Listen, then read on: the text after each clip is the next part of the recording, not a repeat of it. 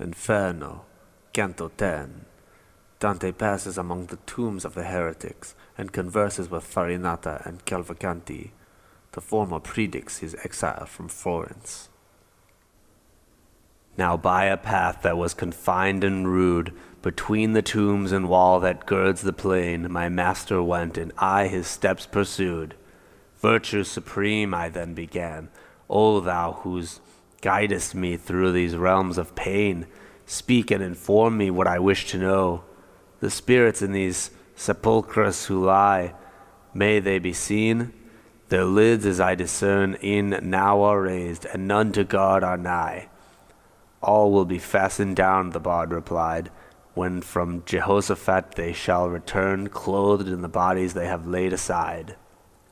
Here Epicurus hath his fiery tomb, and with him all his followers who maintain that soul and body share one common doom.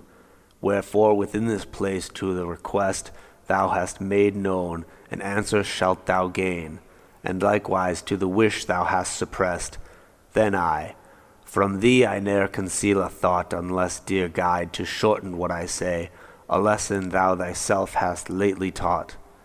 Tuscan, who through this city fraught with fire, speaking so modestly, dost went thy way. Here may it please thee stay at my desire.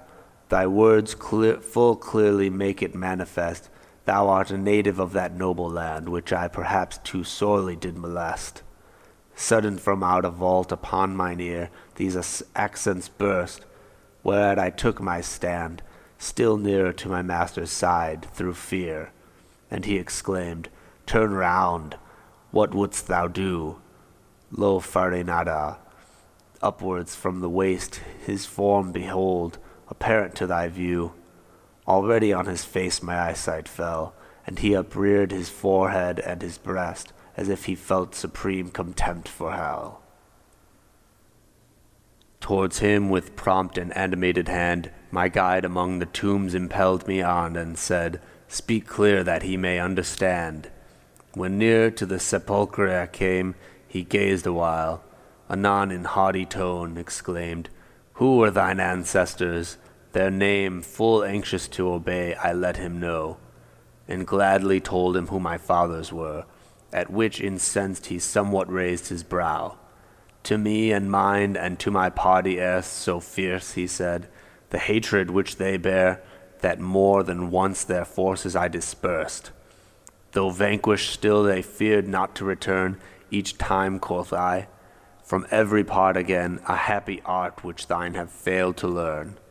Then at his side another shade arose, of whom no more than to the chin was seen. Upon his knees he rested, I suppose. He looked round me, e'en as if he sought another in my company to find. But when he saw how vain the pleasing thought, weeping he said, If lofty genius be thy passport hither through this prison blind, where is my son? Why comes he not with thee? I answered him, I come not here alone. Lo, yonder is my faithful escort, whom guide thy son perhaps had scorned his own.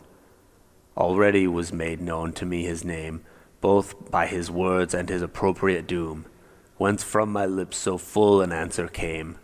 Then on a sudden starting up he cries, Didst thou tell me? Ceases he to live? Strikes not to the genial light upon his eyes? When he observed a short delay ensue, ere I an answer to his speech could give, supine he fell, nor more appeared to view.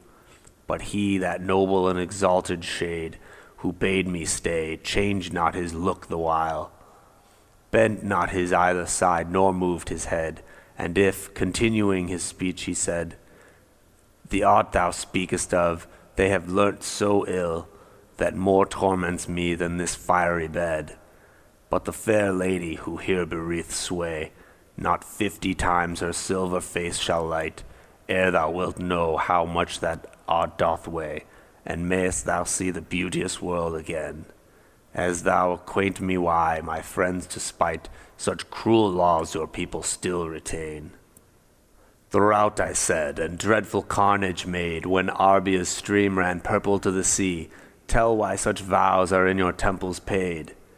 Then sighing mournfully, his head he shook. Not singly mixed I in that fray, said he, for without cause such part with others took. But when assembled numbers had decreed to sweep fair Florence from the earth away, my voice alone was raised against the deed. So by thine offspring may repose be found as thou unravellest. Thus to him I pray, the knot in which my intellect is bound. Future events ere time may yet unfold. It seems ye can foretell if right I learn, unable what is present to behold. Like one who hath a weak and failing sight objects remote, he answered, we discern. The mighty God imparteth still such light. When they are present or approach, all vain our reason proves, nor of your mortal state. Except from others can we knowledge gain. Now therefore mayest thou fully comprehend, when once is closed futurity's dark gate, and our intelligence will have an end. Then with compunction smitten as it were, I said, inform that fallen one I pray, that still his Guido breaths the vital air. And it from answer I at first refrained. Tell him my erring thoughts were led astray, pondering on that which thou hast now explained. Then with more haste I pressed him to relate, for Virgil's summons fell upon my ear. What shades partook of his unhappy fate? Here with above 1,000 souls I lie. Here is the second Frederick, and here the Cardinal, and others I pass by. This said, he vanished. Not without alarm I turned me to the ancient bard again, musing on what to me portend harm. Onward he moved, and as he went inquired, what is it thus bewildereth thy brain? I revealed the cause as he desired. What thou hast heard of evils that impend, store in thy memory, the poet said.